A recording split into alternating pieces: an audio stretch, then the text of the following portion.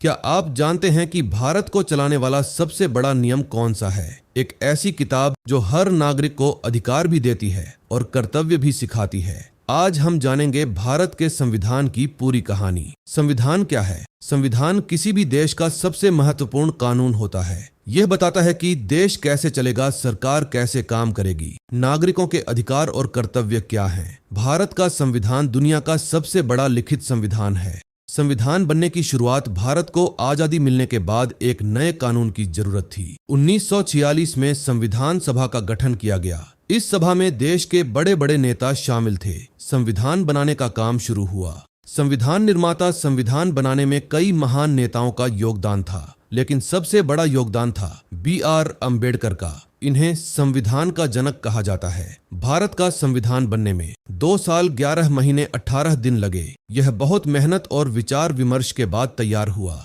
संविधान लागू कब हुआ? 26 नवंबर 1949 को संविधान तैयार हुआ। 26 जनवरी 1950 को इसे लागू किया गया। इसी दिन भारत एक गणतंत्र बना। संविधान की विशेषताएं: भारत का संविधान बहुत खास है क्योंकि यह दुनिया का सबसे बड़ा लिखित संविधान है। इसमें मौलिक अधिकार दिए गए हैं। यह सभी नागरिकों को समानता देता है। इसमें लोकतंत्र की व्यवस्था है। मौलिक अधिकार: संविधान हमें कुछ महत्वपूर्ण अधिकार देता है। समानता का अधिकार, स्वतंत्रता का अधिकार, शिक्षा का अधिकार, धर्म की स्वतंत्रता। ये अधिकार हमें एक स्वतंत्र नागरिक बनाते हैं। मौलिक कर्तव्य: संविधान हमें कर्तव्य भी सिखाता है। देश का सम्मान करना, नियमों का पालन करना, देश की रक्षा करना, सरकार की संरचना। संविधान के अनुसार भारत में 3 प्रमुख अंग होते हैं: विधायिका, लॉ मेकिंग, कार्यपालिका, गवर्नमेंट वर्क, न्यायपालिका, जस्टिस सिस्टम। ये तीनों मिलकर देश को चलाते हैं। भारत का संविधान सिर्फ एक किताब नहीं है,